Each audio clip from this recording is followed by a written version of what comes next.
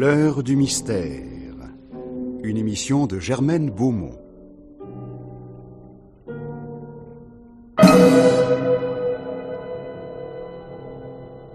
Aujourd'hui, Dans l'intérêt des familles, de Roger Fallaire. Avec Michel Paulin, André Tincy, Jacques Fonson, Vera Feder, Henri Nassillet, Édith Loria, Marcel Lestan, Gaëtan Jor, Jean Péméja. Réalisation, Jean-Pierre Collat.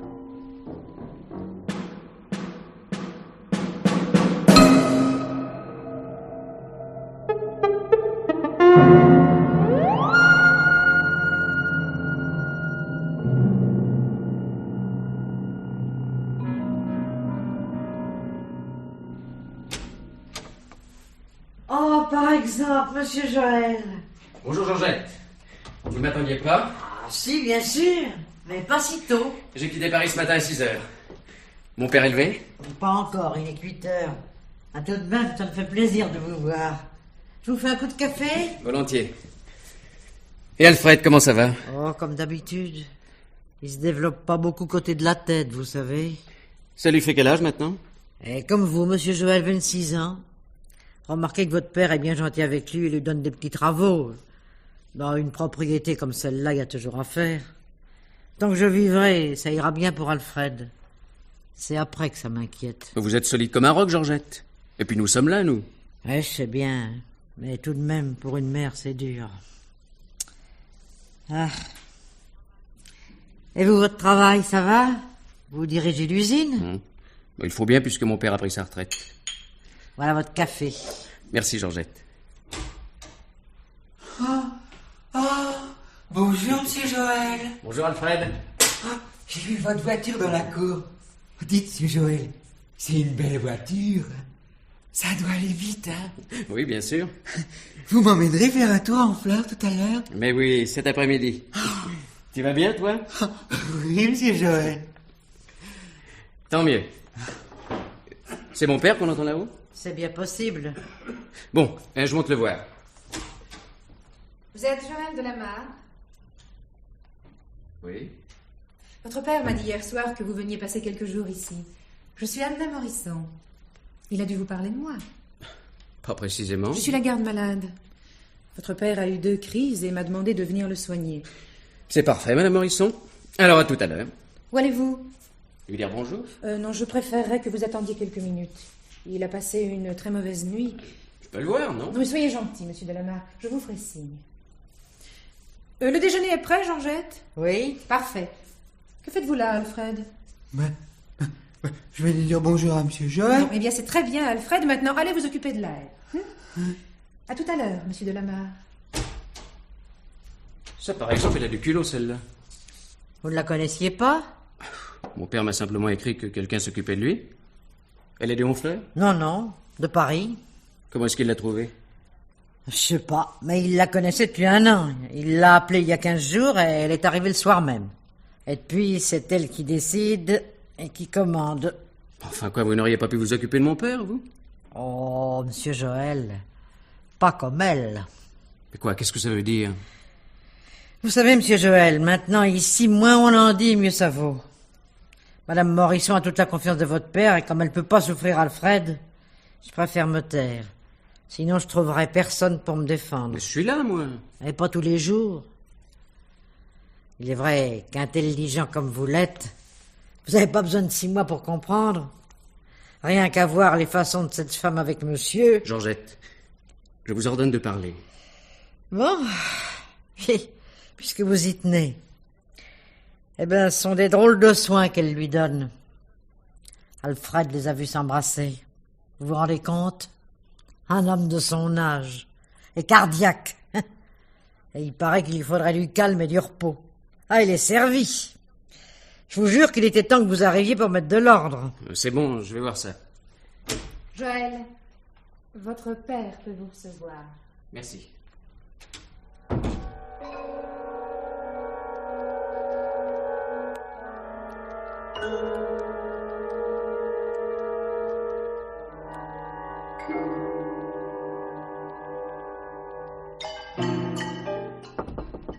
Entrez. Bonjour. Bonjour, pas. Je savais pas que t'étais aussi malade. Oh, tu sais... Enfin, il me faut du repos et du calme. Je ne dors que quelques heures par nuit. Et surtout le matin. Et c'est toi qui m'as réveillé tout à l'heure. Et tu conduis toujours comme un fou? Non, pas. Je m'excuse de t'avoir réveillé, si j'avais su. Il n'y a pas de mal. Je viens de voir que tu as une nouvelle voiture. Oui, pas. Et aussi une fiancée, d'après tes lettres. C'est vrai, je veux même te la présenter. Elle te plaira beaucoup.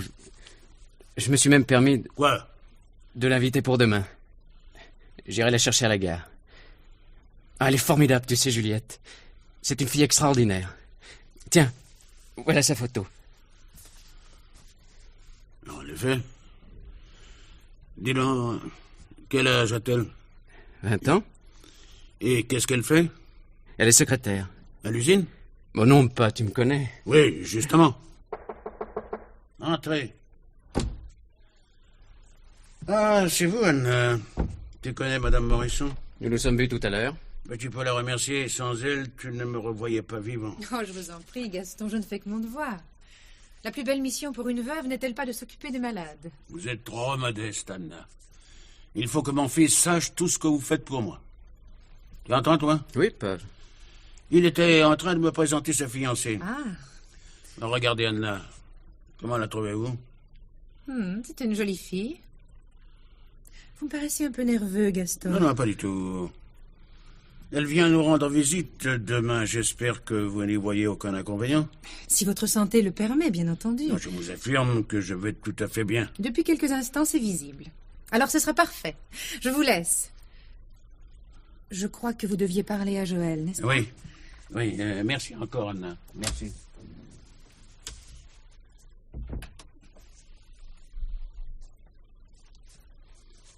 Tu avais à me parler, papa? Oui. Tu devines pour quelle raison je t'ai demandé de revenir? Non. J'ai reçu une lettre de Chalard. À mon sujet? À ton sujet. Il me demande de choisir entre lui et toi. Qu'est-ce que ça veut dire? Que j'ai le choix entre un homme qui fait tourner mon usine et toi qui agis dans le sens contraire. Je ne comprends pas. Non, tu te moques de moi? Mais pas... Tu m'obliges à te parler franchement. Bon. Depuis que tu es né, tu n'as rien fait sinon un certain nombre de lycées et sans aucun résultat. Oh, d'ailleurs, tu n'es peut-être pas entièrement responsable. Ta pauvre mère te soutenait aveuglément. Après ton service militaire, j'ai cherché à t'employer à l'usine. Tant que je la dirigeais personnellement, tu n'as fait aucune bêtise.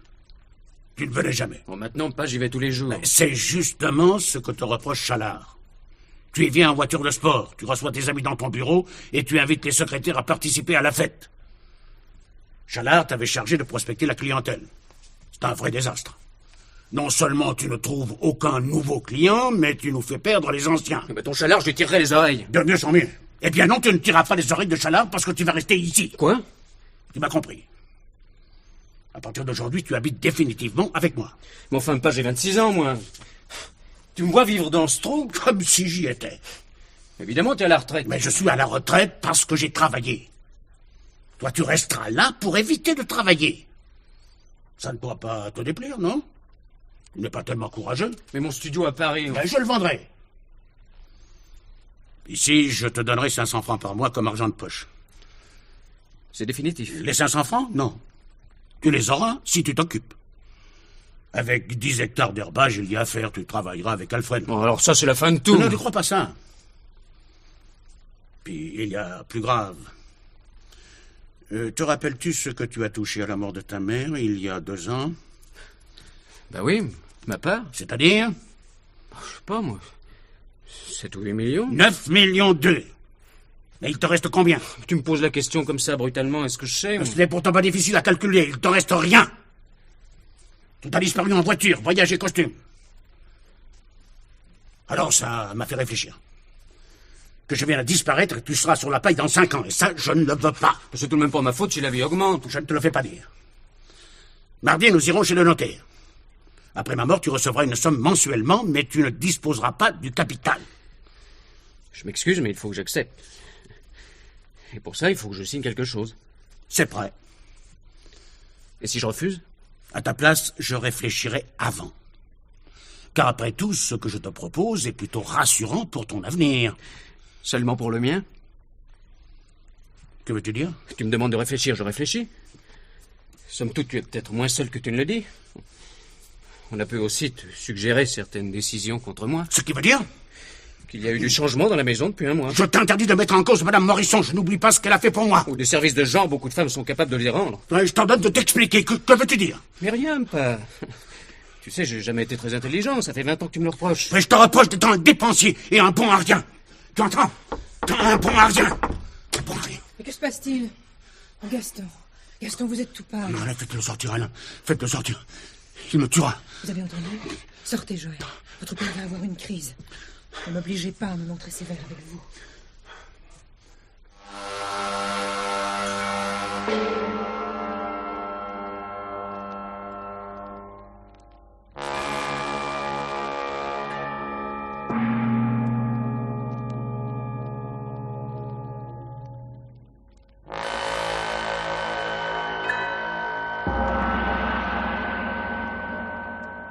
Ah, monsieur de Lamarre, entrez donc.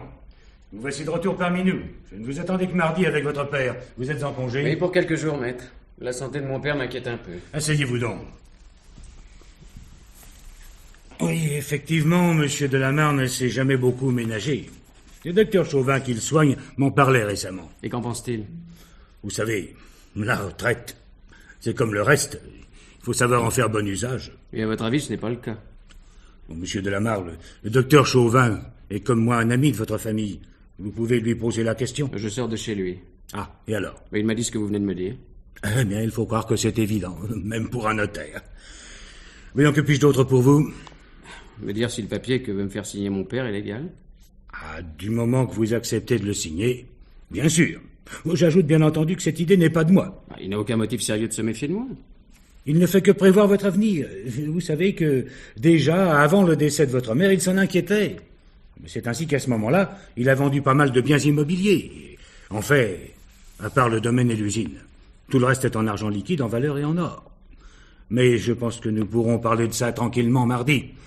À moins que d'ici là, votre père ne vous fournisse des explications. Vous savez, avec lui, c'est pas facile. Il se fâche pour un oui ou pour un non quand on le questionne. Alors, parlez à Madame Morisson. Il a grande confiance en elle, et elle est presque toujours présente à nos conversations. À mardi, monsieur de Lamarre.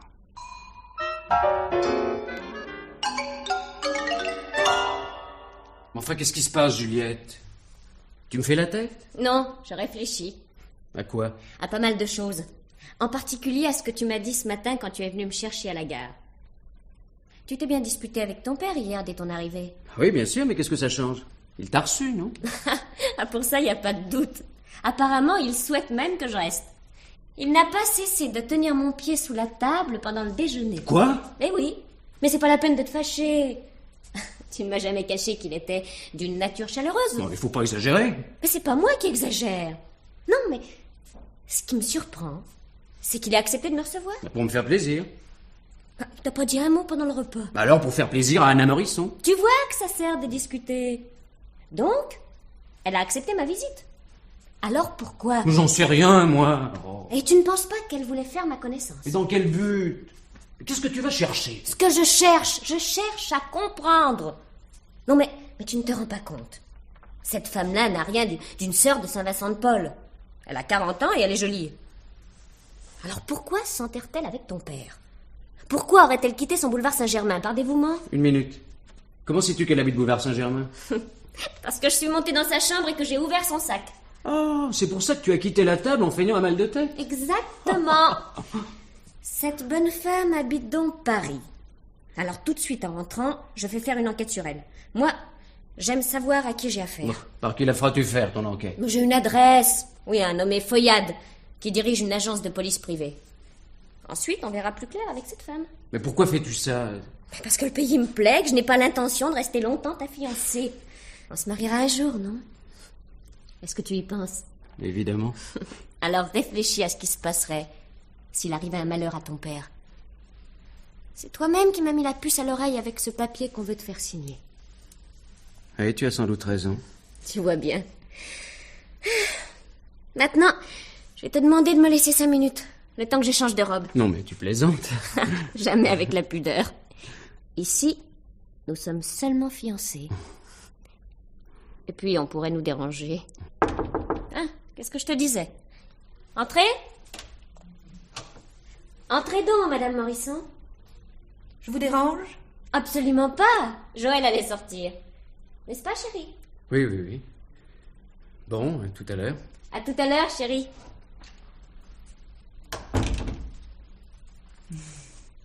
Quel charmant garçon. N'est-ce pas? Gaston l'aime beaucoup, vous savez. Il le mérite. Il est difficile de ne pas s'attacher à Joël. Il a le même charme convaincant que son père. Vous ne trouvez pas? Si. Ils se ressemblent énormément. Ils sont délicats, prévenants et attentifs aux moindres besoins d'une femme. Et ils savent si bien recevoir leurs invités. J'ai vu. Vous avez vu quoi? Que le père de Joël vous apprécie beaucoup. Au fait, votre petit malaise. Oh, merci beaucoup, ça va tout à fait bien Rien maintenant. de grave, j'espère. Oh non, rien du tout. Je suis montée me passer un peu d'eau sur le visage. Dans la salle de bain? Justement, à ce sujet-là, je venais m'excuser auprès de vous. Oui, je viens de l'ouvrir à l'instant. La porte était fermée depuis ce matin 10 heures et j'avais conservé la clé sur moi par mégarde. Mais ça n'a aucune importance. Aucune. N'est-ce pas? Vous savez que si vous l'aviez voulu, vous auriez pu aussi bien trouver de l'aspirine dans ma chambre. Je laisse toujours ma porte ouverte. Oh! Si je l'avais su, je me serais permis d'y entrer avec votre autorisation. Mais vous auriez bien fait. Pendant que j'y suis, j'ai une mission un peu désagréable à accomplir et je m'en excuse à l'avance. Oui, monsieur de Lamar ne se sent pas très bien et il ne dînera pas ce soir. Je comprends ça. Vous êtes une garde-malade si indulgente. Je fais mon métier avec le plus de souplesse possible. J'ai vu. Somme toute, vous ne privez monsieur de Lamar de rien. Viande rouge, vieux Bourgogne, cigares et digestifs. Ah, vous savez rendre supportable un régime de cardiaque. Sinon pour la santé, du moins pour l'agrément. Vous voyez où mène l'indulgence. C'est tout ce que vous aviez à me dire? Oui. Et vous? À peu près. Ah, si, tout de même. Monsieur de Lamar m'a rappelé qu'il y a ce soir à 18h30 un train pour Paris.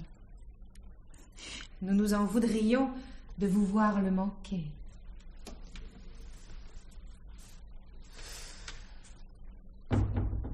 Qu'est-ce qu'elle te voulait? Me mettre à la porte. Quoi?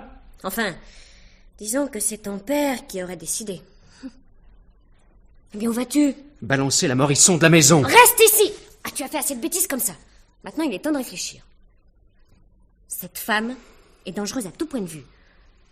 Et elle a une façon de pousser ton père à la consommation qui va l'emmener au cimetière dans les meilleurs délais. Que veux-tu faire? Ce qui était prévu, le détective. Je m'en occupe le plus rapidement possible. Je pense que demain, il t'appellera ici. Ah, autant que ce ne soit pas moi, on reconnaîtrait ma voix. Mais d'ici là, tu ne prends aucune initiative. Tu entends? Aucune. Ah, pendant que j'y suis, tu ne m'as rien donné pour le loyer. Tiens, prends. Merci. Non, mais dis donc. Mais c'est toi qui as fouillé dans mon sac? Non, mais tu plaisantes. Mais pas du tout, tiens. Tiens, regarde. Regarde, on a ouvert mon porte-carte. Oh, ça, par exemple.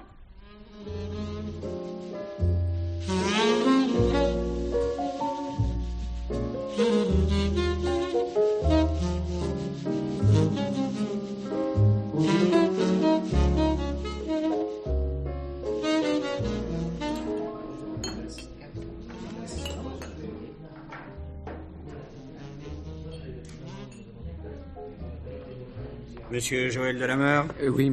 Émile Feuillade, directeur de l'agence de police privée Feuillade. Oui, c'est moi qui vous ai appelé de Paris tout à l'heure. Oui, vous n'avez pas perdu de temps. Alors, je vous téléphonais de la gare Saint-Lazare et j'ai pris le train 2 minutes plus tard. Il faut dire que votre fiancé m'a appelé chez moi hier au soir dimanche. Ce qui fait que j'ai pu commencer mon enquête tout de suite. Et alors?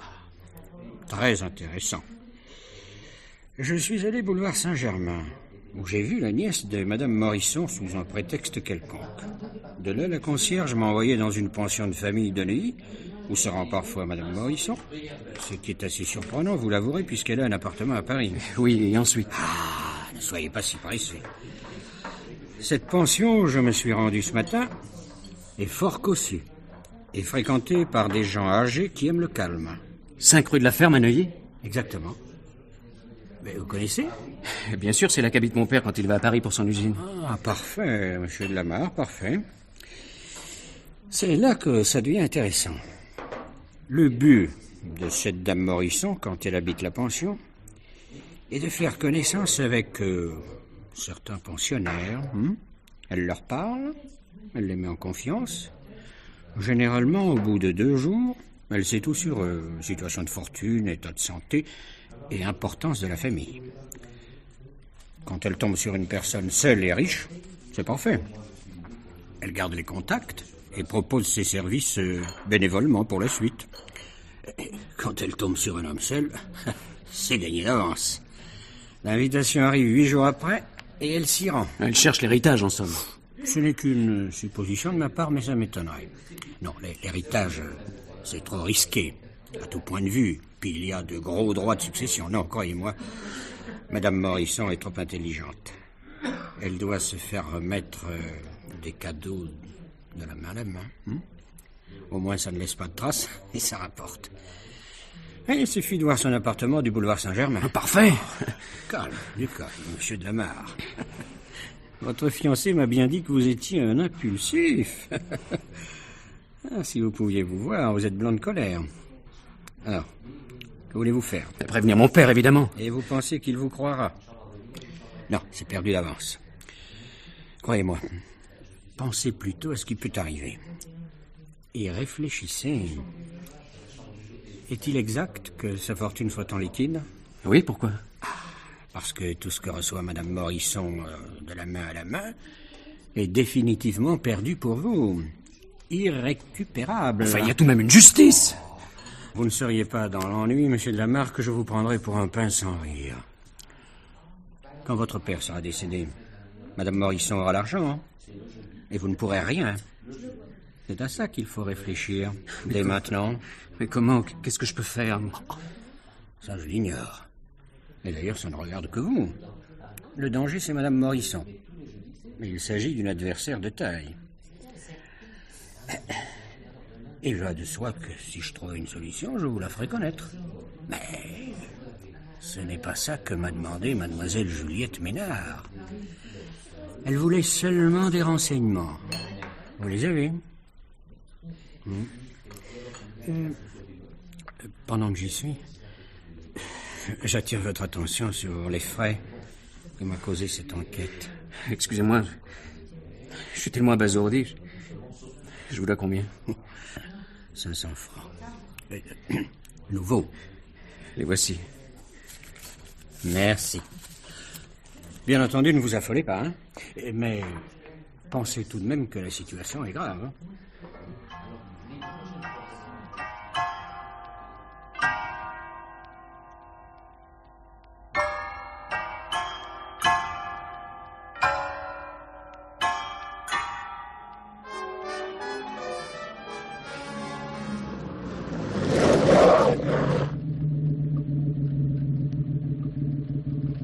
Alfred!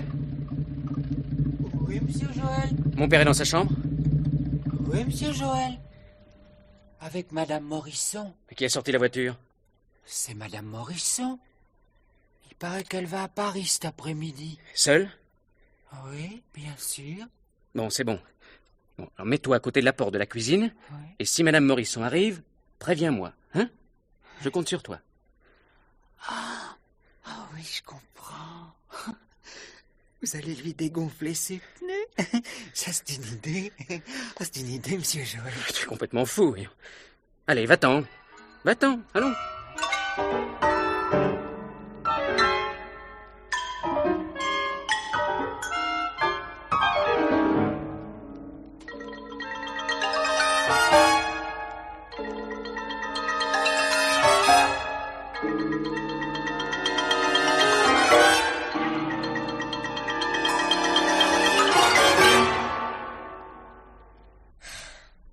Et l'enterrement, c'est pour quand?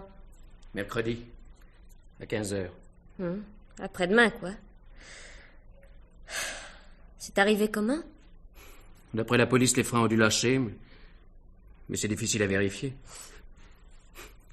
Tout l'avant de la voiture s'est écrasé contre l'arbre. Oh, je t'en prie.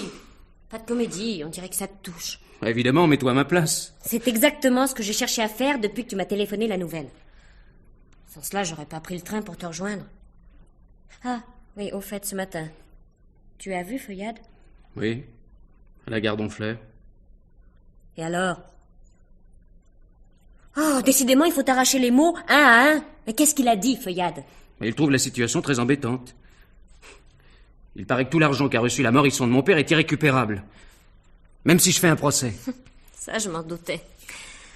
Ah, la garce. Un instant. Quoi? Il y a quelqu'un derrière la porte. Non, ne bouge pas. Ah, c'est vous, Madame Morisson. Entrez donc. Bonjour, mademoiselle. Je vous ai entendu arriver, mais je ne voulais pas vous déranger. Vous aviez bien tort. Vous êtes un peu de la famille. Vous aussi. Oui. C'est d'ailleurs pourquoi je suis venue tout de suite après l'appel de Joël m'annonçant la mort de son père. Oui, c'est affreux, je suis bouleversée. Avoir pris tant de précautions et le voir se tuer sur la route. N'est-ce pas, Joël? Vous savez que vous avez droit à toute mon affection. Oui, vous me l'avez déjà dit. Vous alliez sortir, chère Madame Morisson? Plus exactement, je venais vous annoncer mon départ. Vous nous quittez dans un moment pareil? Eh oui. Je viens de téléphoner à ma nièce et elle va venir me chercher à la gare Saint-Lazare. Je prends le train de 18h30. Ah, c'est un excellent train. Je l'ai pris hier au soir. Je vois ce que vous voulez dire. Mais je n'ai fait que suivre les ordres de ce pauvre monsieur de Lamare. Ah non, ça suffit, Madame Morisson. Pas d'hypocrisie. Maintenant, il n'y a plus personne pour vous soutenir. Désormais, ici, je suis chez moi. Et ce n'est pas vous qui partez, c'est moi qui vous mets dehors. Comme une voleuse. Vous entendez? Comme une voleuse. Pardon? Oui, je dis comme une voleuse. On sait qui vous êtes. Nous aussi, on la connaît, la pension de famille de la rue de la Ferme. Ah, vous êtes une jolie bonne femme. Joël, tais-toi. Mais non, il faut lui dire son fait. Vous êtes la spécialiste des vieux messieurs souffrants, hein? Vous préféreriez que je m'intéresse aux fils de famille idiots, comme le fait votre fiancé? Je vous interdis. Tais-toi! Laisse-la parler. Que voulez-vous dire exactement, Madame Morisson? Mais la vérité, mon petit. Hier dimanche, vous avez fouillé mon sac, j'ai fouillé le vôtre. Vous avez utilisé un détective, moi aussi. C'est de bonne guerre, on se renseigne. Et alors? Vous pensez m'apprendre quelque chose sur Juliette, peut-être? Qui sait? Elle vous a dit qu'elle avait 2 enfants de père inconnu. Fais à terre, Juliette. Je vais la mettre en pièces, moi. Laisse, chérie, laisse. De toute façon, je te l'aurais dit un jour ou l'autre. Alors c'est vrai? Tu as 2 enfants? C'est la surprise. Elle vous l'aurait dit en rangeant sa fleur d'oranger sous le globe. Après le mariage, quoi. À condition qu'il ait lieu. Ce n'est pas vous qui l'empêcherez. Qui sait? Parce qu'il y a tout de même quelque chose qui me paraît assez bizarre dans cet accident dont est mort votre père. Et quoi donc? Ceci. Les freins avaient été révisés vendredi dernier. Et la voiture n'avait pas roulé depuis. Et vous n'avez jamais vu de travail mal fait, vous? Le garagiste appréciera sûrement. Mais je n'ai pas fini. Ce matin, Joël, vous êtes revenu vers midi. La voiture était sortie et vous avez parlé à Alfred. Vous vous rappelez ce qui s'est dit? Mais évidemment non. Ah, vous n'avez guère de mémoire. Alfred a dit « Madame Morisson va à Paris seule. » Et ensuite, vous allez lui dégonfler ses pneus, hein, monsieur Joël? Or, c'est votre père qui a finalement pris la voiture et il est mort. C'est peut-être une coïncidence, mais vous comprendrez que je tienne à mettre une petite distance entre vous et moi. De toute façon, on se reverra mercredi, au cimetière. Qu'est-ce que tu as? Tu es toute retournée. C'est à cause de tes 2 enfants? Mais ça n'a aucune importance, mon chéri. Avec l'argent que nous avons et la vente de cette maison, on achètera quelque chose sur la Côte d'Azur. Et nous habiterons tous ensemble. Car on va se marier, hein? Et sans tarder. Je te prie de te taire. Quoi? Mais qu'est-ce qui te prend? L'histoire des freins. C'est exact? Je ne vois pas ce que tu veux dire, ma chérie. Je te demande s'il est exact que tu as saboté les freins de la voiture pensant que c'était Anna Morisson qui allait l'utiliser. C'est pas vrai! Bon, Où vas-tu? j'appelle Alfred. Non, ne fais pas ça. D'ailleurs, il ne sait rien. Quand j'ai vu qu'il me surveillait, je suis rentré à la maison. Et ensuite? Eh bien, je suis retourné à la voiture, mais personne ne m'a vu. Donc, tu as tué ton père en sabotant les freins. Mais je ne pouvais pas savoir. De toute façon, la Morisson ne peut rien prouver. Elle le sait qu'elle ne peut rien prouver. Mais le brigadier l'a dit devant elle. Pour lui, c'est un accident causé par une défaillance mécanique. Peut-être, mais il pourrait changer d'idée si elle continuait à t'accuser malgré tout. Tu es sûr qu'Alfred ne t'a pas vu? Il était dans la cuisine avec sa mère. Bon, admettons. Ce qui me tracasse, c'est la Morisson. Si elle s'obstine à t'accuser, on t'interrogera sérieusement. Et alors? Eh bien, il faut des nerfs solides. Bien plus solides que les tiens. La moindre faute et c'est fichu. Et elle te connaît, la Morisson. Elle sait bien qu'au bout d'une heure, tu avoueras. Bon, on n'en est pas là. Je souhaite qu'on n'y arrive pas. Mais que veux-tu que je fasse? Oh, rien, plus rien du tout. Tu en as assez fait comme ça. Moi, je pense à la Morisson. Ce n'est jamais de gaieté de cœur qu'on enterre la poule aux œufs d'or. Allez, monte dans ta chambre. Et Georgette voulait me parler. Mais tu lui parleras demain matin, ta journée est assez chargée comme ça.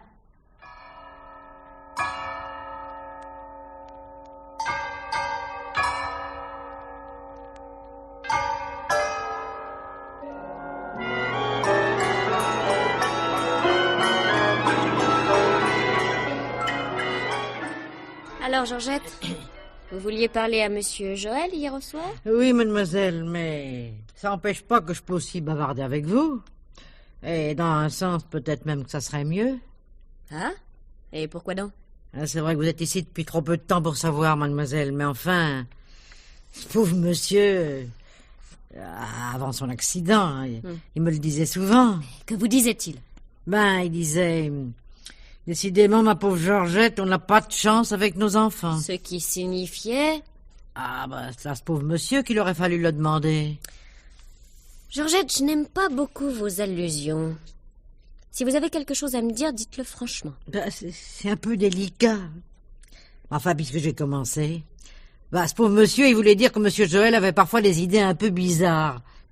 Comme mon Alfred, en somme. Évidemment, lui, il est allé aux écoles. Oh, vous êtes folle, ma fille. Enfin, vous insultez mon fiancé. Oh, mais je l'insulte pas, mademoiselle. Qu'est-ce qu'il vous faut? Vous le comparez à votre fils? Dans ces conditions, l'entretien est terminé. Alors là, vous auriez tort, parce que si je préfère parler avec vous, c'est parce que vous êtes sans doute mieux en mesure de comprendre. Puisque vous y tenez, allez-y. Eh ben voilà. Moi, je connais les idées de monsieur Joël. Il n'a jamais aimé cette maison. D'ailleurs, son père me disait aussi que s'il lui arrivait malheur, son fils vendrait la propriété. Même qu'hier au soir, il vous a parlé de la Côte d'Azur. Parfait, Georgette. Vous écoutez aussi aux portes? Ah, ça non. Enfin, il m'arrive tout de même d'entendre ce qui se dit derrière. En supposant que vous disiez vrai, où voulez-vous en venir exactement? C'est bien simple. Qu'est-ce que je deviendrais avec mon Alfred si vous vendiez cette maison? Mais ce que je sais, moi. Enfin, vous auriez vos 8 jours et vous iriez ailleurs. Mais ça fait 20 ans que je suis ici. Et après? Enfin, Georgette, réfléchissez un peu. Enfin, vous ne pensez tout de même pas que nous allons vous emmener avec nous sur la Côte d'Azur? Oh, je m'en doute bien, mademoiselle. Alors. Mais avouez tout de même qu'il n'y a pas de justice. Et quand je pense que ce pauvre monsieur m'avait poussé à vendre ma maison, et oui, et il me disait même que nous étions ici pour le reste de nos jours. Vous aviez bien tort de prendre ça pour argent comptant. Ah, je m'en rends bien compte, vous savez. Remarquez que moi, je pourrais toujours me débrouiller si j'avais pas Alfred, mais ce pauvre garçon. Ah, on a bien raison de dire que chacun porte sa croix. Personne ne s'intéresse à lui. À part Madame Morisson, peut-être. Pardon? Oui, même qu'elle voulait faire quelque chose pour Alfred. Tiens, c'était hier, juste avant son départ. Et que voulait-elle faire, Madame Morisson? Lui mettre de l'argent sur son livret de caisse d'épargne. 100 000 francs anciens. Vous plaisantez? Ah non, il faut vous dire que lorsque monsieur Joël est revenu hier vers midi, la voiture était sortie. Alors il a demandé qui devait l'utiliser. Et Alfred a répondu que c'était Madame Morisson. Et de la chambre de ce pauvre monsieur, la Morisson a donc entendu leur conversation. Oui. Ce qui fait qu'elle voulait savoir si Alfred avait remarqué quelque chose par la suite. Et alors Alfred a répondu qu'il n'avait rien remarqué, évidemment. puisqu'il ne s'est rien passé. Oh, vous savez, ce pauvre innocent, il aurait été capable de répondre n'importe quoi si j'étais pas arrivé. Mais je voulais pas le laisser seul avec une femme qui a d'aussi mauvaises manières. Bref, j'ai dit à la Morisson qu'Alfred n'avait pas besoin de son argent et qu'il ne savait rien. Tout cela est parfait. Oui, dans un sens... Ah, Georgette, je n'aime pas vos airs mystérieux. Enfin, je ne vais tout de même pas doter votre fils sous le prétexte qu'il a dit la vérité. Ah, mais c'est justement, il l'a pas dite. Quand Alfred a demandé à M. Joël s'il allait dégonfler les pneus de la voiture, M. Joël est parti en colère. Mais il est revenu 5 minutes plus tard, sans se douter qu'Alfred le guettait de la cuisine. Et moi aussi. Ce qui fait que j'ai vu votre fiancé tripoter dans le moteur le capot levé. Et ça, la Morisson voulait qu'Alfred le lui répète. Vous me comprenez? Très bien, Georgette, parfaitement, oui. Ah, 1 minute. Mais vous pensez tout de même à ce que je vous ai demandé au sujet de notre situation, mademoiselle? Oui, je vais m'en occuper. Allô? Allô? Je vous entends mal. Qui? Un instant. C'est la nièce de la Morisson qui appelle de Paris. Oui, passe-la moi. Allô? Non, je suis la fiancée de Joël Delamarre. Quoi? Mais c'est invraisemblable. Je vous assure qu'elle a quitté la maison hier pour prendre le train de 18h30 à la gare d'Honfleur. Mais non, je ne sais pas. Alors, je vous affirme qu'il ne s'est rien passé. Ah non, surtout n'en faites rien. Mais oui, elle viendra sûrement à l'enterrement demain après-midi. Oui, c'est ça, je vous appellerai en fin de matinée. Au revoir, mademoiselle, au revoir.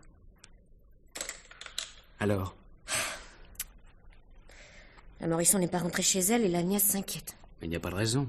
Selon elle, si. Hier, au téléphone, sa tante lui aurait dit qu'elle n'était plus en sécurité avec nous depuis l'accident de ton père. Ce sont des histoires. Évidemment. Il n'empêche que la nièce a l'air d'y croire et menace d'alerter la police. Ah, et alors? Mais ma parole, tu ne comprends rien. Si elle s'obstine à nous accuser, on viendra faire une enquête. Mais pour faire une enquête, il faut un fait ou un cadavre. Ah, parce que celui de ton père ne te suffit pas. Ça n'a rien à voir. Mais si, justement. En cherchant un, ils sont capables d'en trouver un autre. Je ne vois pas comment il ferait. Imbécile. Georgette et son fils t'ont vu tripoter le moteur. Si ces gens-là sont sérieusement interrogés, ils parleront. Et ce ne sera pas long. Oh, surtout Alfred. Mais alors, il faut faire quelque chose. C'est bien mon avis. D'abord, ton deuil de la Côte d'Azur. Et ensuite, des concessions. Beaucoup de concessions. Appelle Georgette. Georgette! Vous m'avez appelé, monsieur Joël? Oui, Georgette, oui. Voilà, mon fiancé et moi, nous avons bien réfléchi sur votre situation. Effectivement, après les promesses qui vous ont été faites, il ne serait pas juste de vous priver de votre travail. Ainsi que ce brave Alfred, bien entendu. Donc, de toute façon, nous vous gardons. Ah, merci bien, monsieur Joël, et vous aussi, mademoiselle. Ah, je savais bien qu'il y avait une justice du ciel. Vous ne voyez rien d'autre qui pourrait vous faire plaisir? Oh, si, bien sûr, monsieur Joël, mais... j'aurais jamais osé vous en parler. Ah, mais vous auriez eu tort. De quoi s'agit-il? D'Alfred, bien sûr. Vous savez que monsieur Delamarre avait décidé de lui payer les petits services qu'il rend, hein? Même qu'il disait toujours que ça l'encouragerait à mieux faire. À mieux faire, mais oui, bien sûr. Oui, ce sera à voir par la suite. Ah, pourquoi par la suite? Pourquoi pas maintenant, puisque nous y sommes? Bon. À votre avis, Georgette, qu'est-ce que nous pourrions lui donner à ce cher Alfred? Oh, vous savez, il est guère exigeant, le pauvre enfant, hein? Avec 30 ou 35 000 francs par mois, il serait heureux comme tout. Quitte à ce que vous m'augmentiez moi. Ah, et ça irait chercher dans les combien pour vous? Bon, avec une 20aine de 1000 francs de plus par mois, ça irait. Faut savoir se contenter de peu, vous savez. C'est entendu, Georgette, vous les aurez. Vous êtes bonne, mademoiselle. Oh, Alfred va être si content. Mais bien sûr, en revanche, vous pourrez compter sur lui. Et sur moi aussi, naturellement. Ah, au fait, je voulais aussi vous demander autre chose, là. Après l'enterrement demain, est-ce que monsieur Joël pourrait me conduire à Pont-l'Évêque chez ma sœur? Alors, je vous laisserai Alfred et puis je reviendrai dimanche. Ça vous ennuie pas? Mais pas du tout, Georgette. Pensez donc. Bon, merci. Elle est partie. Tu vois ce que ça nous coûte, tes imbécilités? 50 000 francs par mois. Et maintenant, elle commence à demander des jours de congé. Ah, si encore ça arrangeait tout. Mais ça arrange tout. Ah oui. Et le coup de téléphone de la nièce, tu y penses? Et moi, ça me tracasse. La Morisson nous préparerait un tour que je n'en serais pas surprise.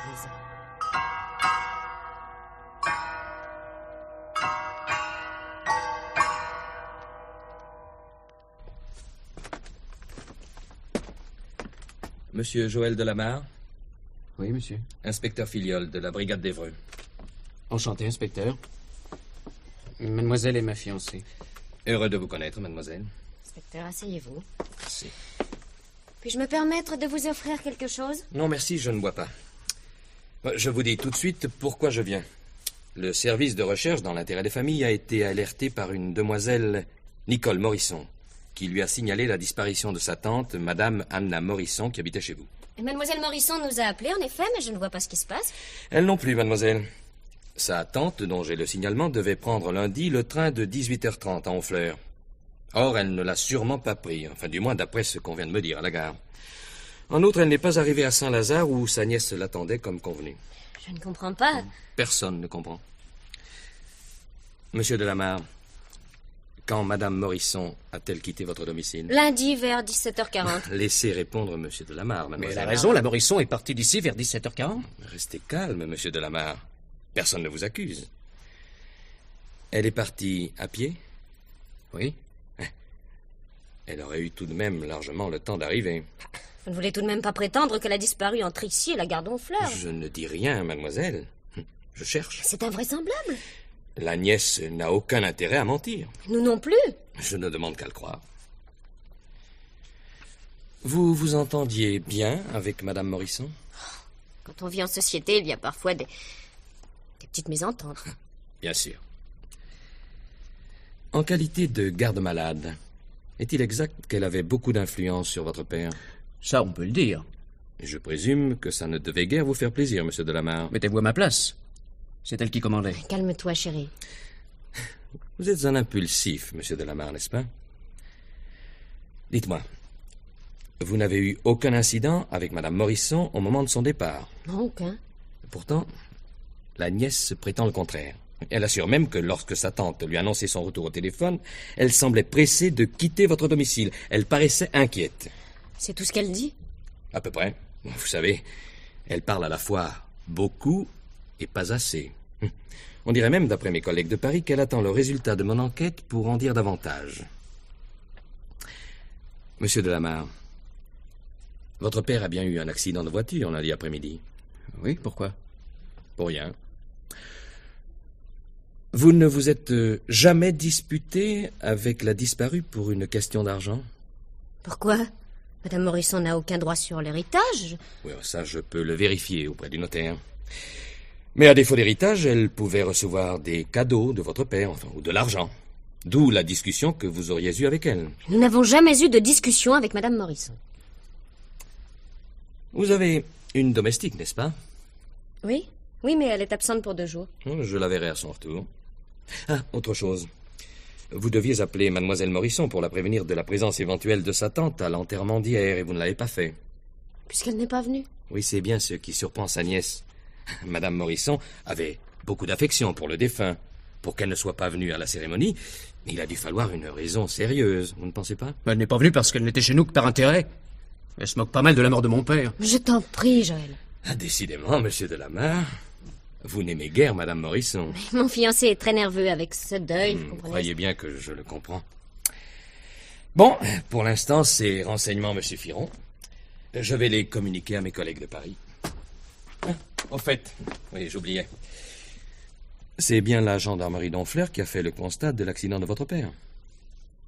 Oui, mais je ne vois pas le rapport avec la soi-disant disparition de Madame Morisson. Oui, évidemment, à première vue, il ne semble pas y avoir de rapport. Eh bien, à bientôt peut-être. Mademoiselle, monsieur.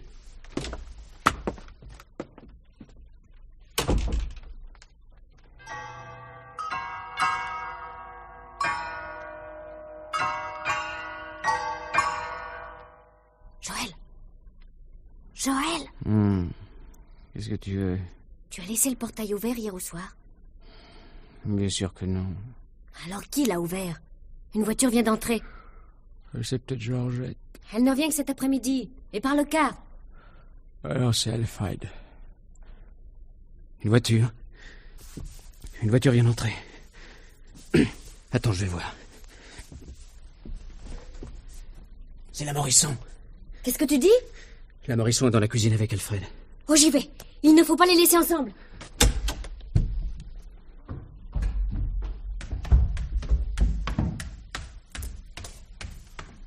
Alfred, allez donc fermer le portail.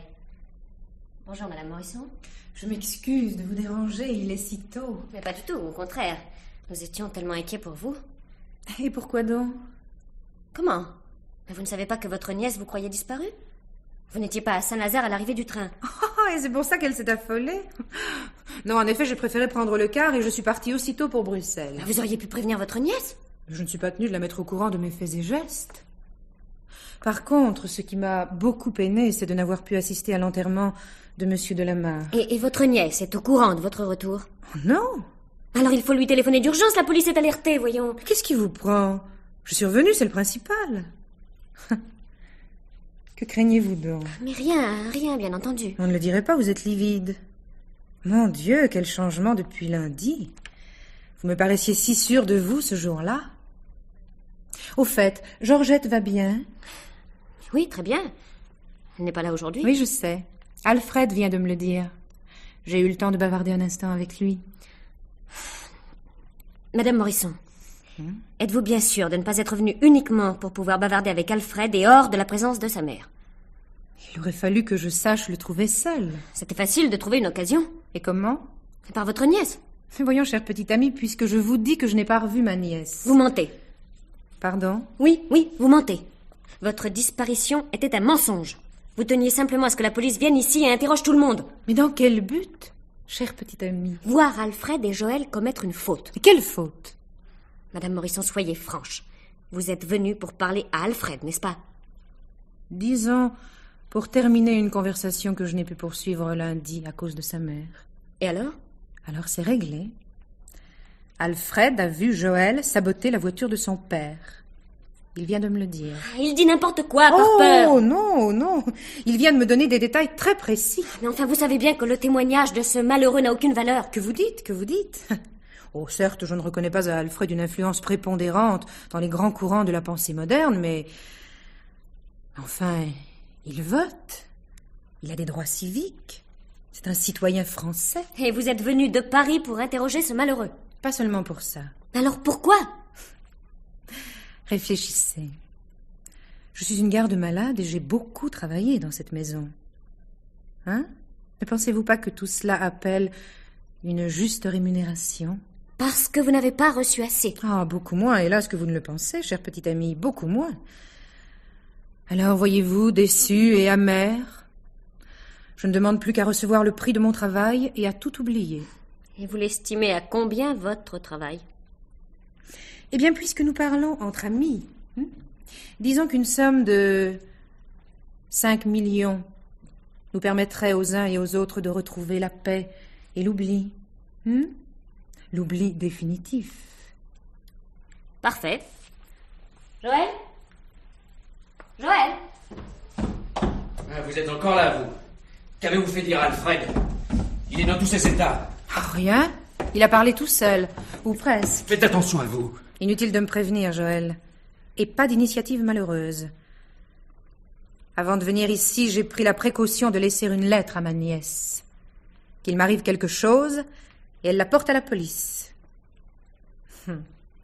Avouez qu'il serait fâcheux que vous vous retrouviez avec 2 meurtres sur les bras. Quoi? Joël, ton carnet de chèques. Mais pourquoi? Ma pauvre petite, vous connaîtrez des soirées bien tristes avec ce garçon. Allez, tu fais un chèque de 5 millions. Au porteur, naturellement. Bien sûr. Mais je ne comprends pas. Je t'expliquerai, allez, signe. Voici, Madame Morisson. Merci. Merci beaucoup. Eh bien, je pense que nous n'avons plus rien à nous dire. Il faut que je parte. J'ai trouvé ailleurs à me dévouer.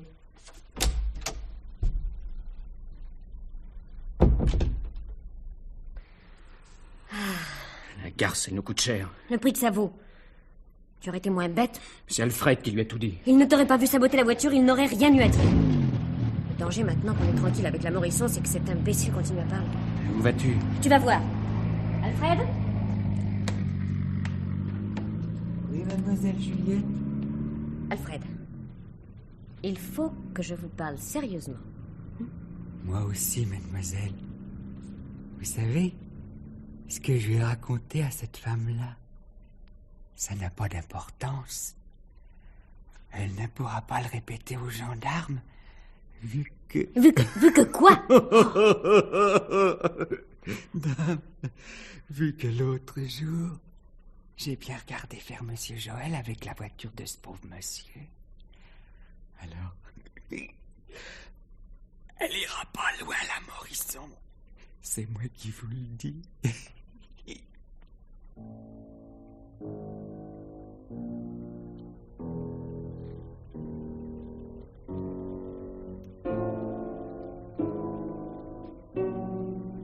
L'heure du mystère. Une émission de Germaine Beaumont.